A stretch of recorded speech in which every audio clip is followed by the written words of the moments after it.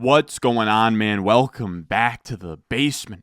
I'm Ron, and today we're going to talk through my 6 must-buy and sell trade targets for Week 8 of the fantasy football season. This is where I look at industry-wide rest of season rankings and tell you guys who sticks out as overvalued or undervalued at this point in the season. I have buy candidates and sell candidates for pretty much every team in every situation, whether you're 7-0, 2-5, 4-3, wherever you're at in your fantasy football journey.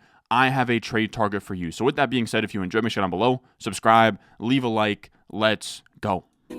Stones, like this froze, ice cold,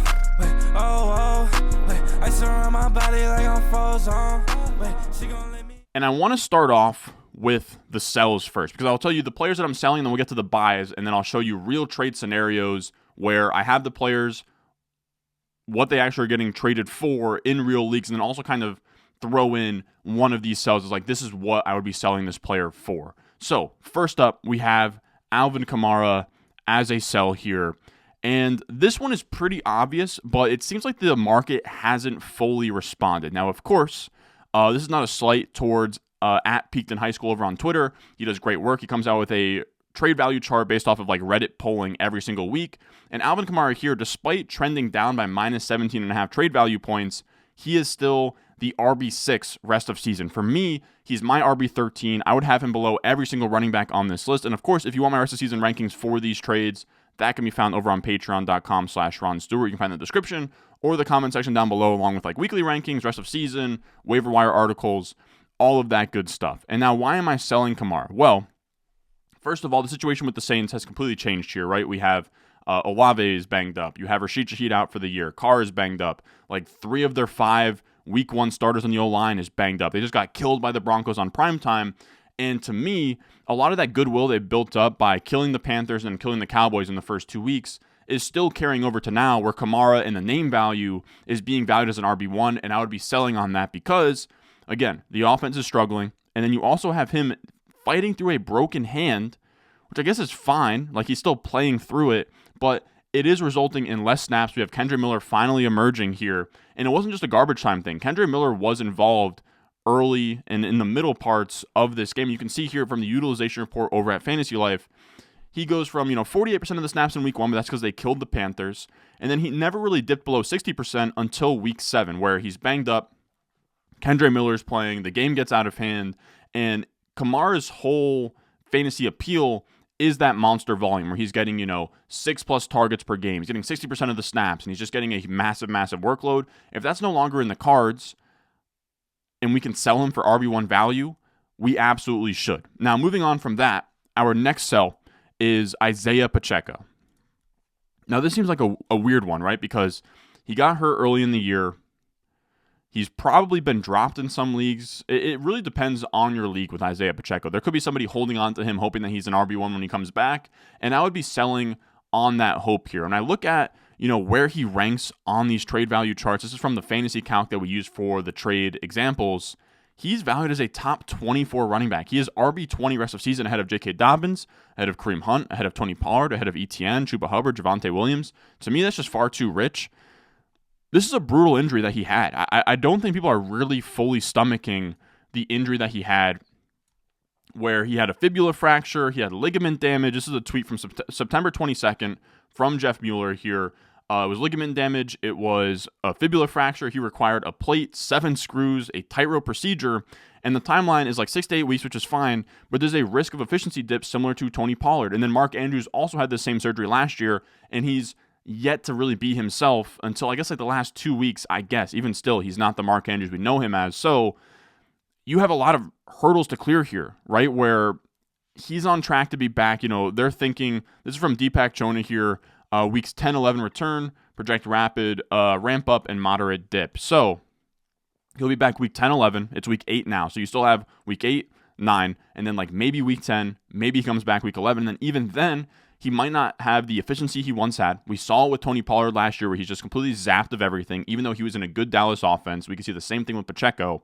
And then on top of that, Kareem Hunt's there, and he's the RB9 in points per game since his debut for the Chiefs. So I think we're going to see Pacheco come back in, not have the same efficiency as he once had, and then also not be the clear bell cow until like the playoffs, right? Because Kareem Hunt's already there kind of balling out for them right now. So I have a tough time seeing this like really rose-colored glasses scenario of him the week he gets healthy, coming back into the lineup ahead of Kareem Hunt, and then also looking good and making good on his volume. That's a really thin parlay to string together, and if there's people out there that are buying him for top 24 running back prices, I would be selling all day. He was somebody where if I had Pacheco, I would have no problem like dropping him. I just don't see this injury. Again, we've seen it with Andrews, we've seen it with Pollard.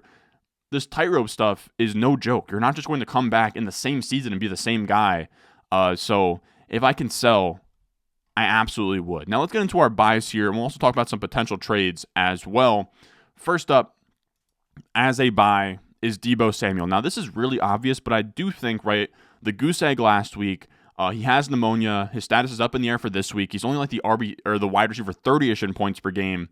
There could be a manager out there that's kind of souring on him and giving you a nice buy window for Deebo. Now, the reason why I think he's a buy is because, of course, we get the Brandon Ayuk injury where he is now out for the year with an ACL tear.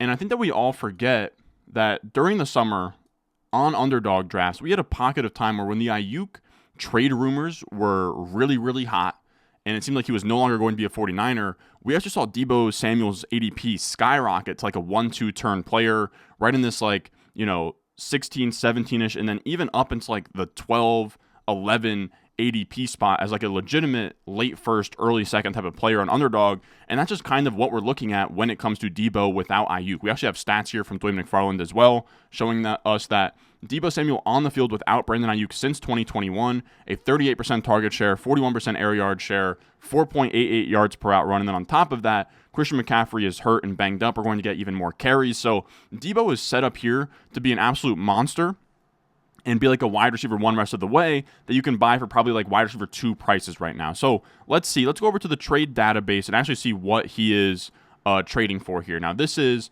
I'll make sure you can see the website up top left, fantasycalc.com/database, but it just takes into account actual trades from a bunch of random leagues out there, whether it's like CBS, ESPN, whatever. It's a massive database, and we can see actual trades. It's going to be one quarterback, 10 to 14 team leagues, half PPR, full PPR. What are people trading Deebo Samuel for? Now, I will say we did mention earlier, like Kamara, I would trade Kamara straight up for Deebo Samuel, I don't know why I said Samuels, but I would trade Dobbins for Samuel straight up. Worthy and Russell Wilson for Deebo, sure. I would do Montgomery straight up for Deebo, Kyler for Deebo, sure. Najee for Deebo, sure. So, I mean, he's getting, I would take Deebo over Devontae Smith all day long. Nico for Deebo is a really close one. If I was in a spot where I was, 3-4, 2-5, and I just needed wins, I would do Nico for Deebo. That's as high as I would pay for Deebo Samuel. Again, Devontae for Deebo, I would do that all day. Does anything else stick out? Let's find one more. But I mean, yeah, like he's not trading for anything all that expensive, man. Like you can get a plus on top of Swift for Deebo. Sign me up. Waddle for Deebo. Sign me up. So all of these deals I would be making. Again, he's really not going for all that expensive prices despite kind of what this situation looks like from a macro perspective, just because he hasn't really performed as of recently. Now, our next buy candidate is another pretty obvious one with De'Von Achane, but there is like still real concern over this offense. This is what question I got in the Discord. Will Tua fix the problem in Miami, or is it something worse? People are very out on this offense, even with Tua coming back. So if I can buy on that panic, I absolutely would. Of course, we get the news that Tua is going to be back in the mix this week, and I think that's going to make a world of difference, right? They've been playing quarterback with Tyler Huntley and Tim Boyle. This is a massive, massive upgrade. Really, my only concern is just Tua re-injury, right? Like that's always a possibility with Tua, but for now, as long as Tua's in there, De'Von Achane is going to be in a really good spot. And we actually read this out on the Top 10 Lessons Learned video, but shout out to Ryan Heath again. He had a really good write-up on Achane. He led his backfield in carries in all 5 games. He's been fully healthy. He's received 80% of his backfield rush attempts inside the 10-yard line, and he's averaged a 15.4% target share in those healthy games. Only 2 other running backs have averaged above a 15.4% target share this year, Kamara and Brees, who are the RB5 and RB9 by fantasy points per game. On last year's Miami offense, he would have had about like 5 targets per game, which is a mark only being hit by Kamara, Hall, and Kenneth Walker. So he's in a really, really good spot. He's getting all the usage we could have hoped for. It's just that the efficiency isn't there yet. It's because, one, just because efficiency can bounce, back and forth, and then also because he hasn't had his quarterback. And take it one step further with John Daigle here, in the games with Achane and Raheem Mostert, Achane has still held a 16.5% target share, 34 touches to Mostert's 19 in a 2-game sample. He has a really, really good role, and now he's getting his quarterback back. So it's not really all that crazy to see what the upside case is here, but if people are squeamish about the Dolphins' offense, Tua's durability, I would be buying. Now, of course, the week to buy probably would have been on their bye week or like 2 weeks ago, but this is probably the last window to buy De'Von Achane. Let's see what he's going for over on the trade database here. I'm curious. Again, another spot where I would trade Kamara straight up for him. David Montgomery and Cade Otton, I mean, yes, I would do that. Mike Evans and Ramondre, yes. Ridley and Chuba, yes. What else? London for Waddle and Achane. I actually would do that. Fantasy Calc has that really, really close. I don't really have it all that close. DJ Moore and like really any of these like wide receiver 2 archetypes of like DJ Moore, Waddle, McLaurin, JSN, Amari Cooper for De'Von Achane, I would do all day long. Let's look for one more here. Wow, Brees. I like Brees a lot. You guys know I like Brees a lot, but Brees for Brian Thomas and Achane is close. I probably wouldn't though. I'd probably hold off. Does anything else stick out? Man, I always say like let me find one more, and then I just completely struggle. But that's what I'm saying. Like guys like this, like Terry McLaurin, I would sell for Achane all day, especially in a league if it's like 2 wide receiver, 1 flex, and I don't need McLaurin. I would be doing that all day long. Now, our next buy candidate is going to be Jayden Reed. And he's just one of these guys. You guys know I'm a numbers guy. I love looking at expected points, usage, all of that. And Jayden Reed is going to never look good in those metrics. He is never going to have all the volume in the world. He's never going to have an expected points per game. Like, this guy's now due for positive regression. He's always due for a regression in the opposite direction. But at this point in time, I just trust that he is a good player and he always outperforms his expectation. Kind of like prime Deebo Samuel to a certain extent. Now, he has had a little bit of a slump here. He's a little bit banged up. But he is the most talented wide receiver attached to Jordan Love, point blank, and that's really all I care about and why I would be buying right now. Now, he still has 18.3 points per game in his 5 games with Jordan Love. That would put him at wide receiver 7 in points per game on the year. To me, after that top tier of like, A.J. Brown, Jamar Chase, Jefferson, all of those guys up top, there's a tier break, and then Jayden Reed's at the top of that tier, and if I can buy that, I absolutely would. Like, if somebody is selling him for like a fringe wide receiver 2 price, I would be buying. Again, he's a little bit banged up right now, but he gets the Jaguars, who are allowing the 4th most fantasy points to wide receivers. Then he gets the Lions, who are allowing the 3rd most to wide receivers. And then he gets a bye week to get healthy and then, be a part of your push in the playoffs. So to me, that sounds pretty good. Now, in terms of what he's going for on the market, again, I think that he's going to be cheaper than you'd think. I do think that people are really starting to panic on Jayden Reed. Let's see. Can you get him for cheap? Yeah, I mean, this is what I'm talking about. Javonte for Jayden Reed, easily. I would do Diggs for Jayden Reed, but that's not a huge profit there. Yeah, I mean, Bucky Irving for Jayden Reed all day. Nick Chubb for Jayden Reed all day. Bucky Irving for Jayden Reed again, yes. Kareem Hunt for Jayden Reed, yes. If I could do, I mean, I don't think you're going to do Hopkins for Jayden Reed, but I would. If I could do, like, again, the earlier sells, if I could do, like, Pacheco and a piece for Jayden Reed, I would. James Cook for Jayden Reed and a piece. I think I would. I think I would do that. I'm trying to see, does anything else stick out? I would do Marv for Reed. Let's find one more. Pittman and Devontae Smith. I would, but that's about as close as it gets. That's about as close as it gets, because like the gap between Devontae and Reed isn't that much, but Pittman to me is like almost a throw-in at this point in time. And again, like Chubb for Jayden Reed or Pacheco and a piece for Jayden Reed. All of those kinds of deals I would be doing. And then our last trade target here is Chris Olave. People are pretty down. Again, we talked about with Kamara, people are really down on the Saints. I want to be buying the passing game, right? Because we have Rashid Shaheed is out for the year.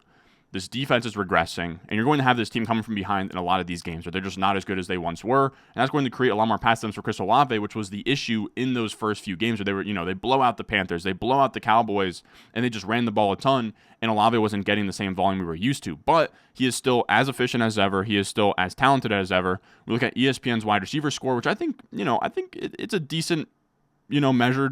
Is it a little bit bad that Jefferson's not in the top 5? Yes, but it's just like one of many ways to measure wide receivers. If you want to go to PFF receiving grade, Olave is 6th. ESPN's receiver score, he is 5th. He is still playing really, really good football. He's been banged up with a concussion, but He should be returning this week. And then we should get Derek Carr the week after that in week 9, according to Deepak Chona. So that's pretty dang good, right? Clint Kubiak still the OC, who everyone was very excited about. And now you kind of have the perfect recipe of garbage time shootouts, Olave without target competition in Rashid Shaheed.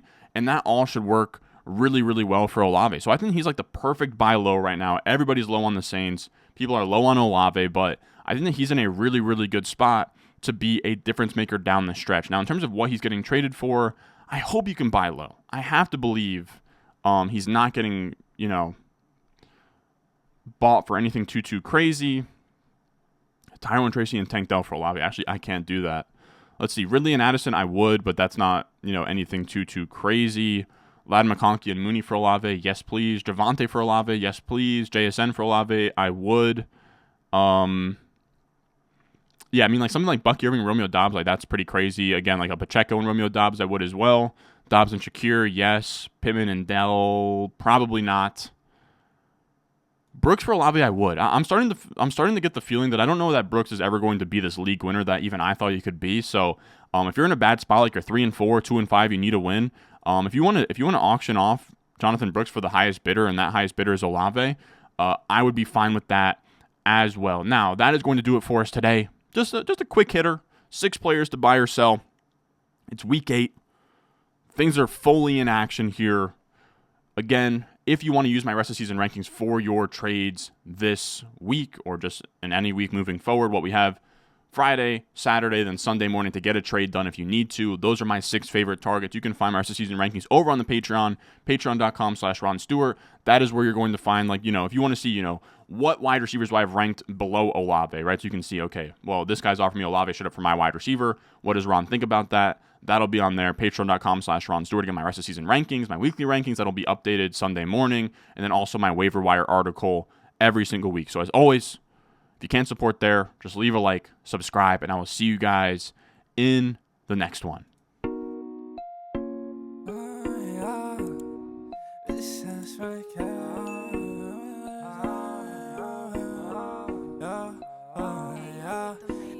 Stones, like this froze, ice cold, oh, ice around my body like I'm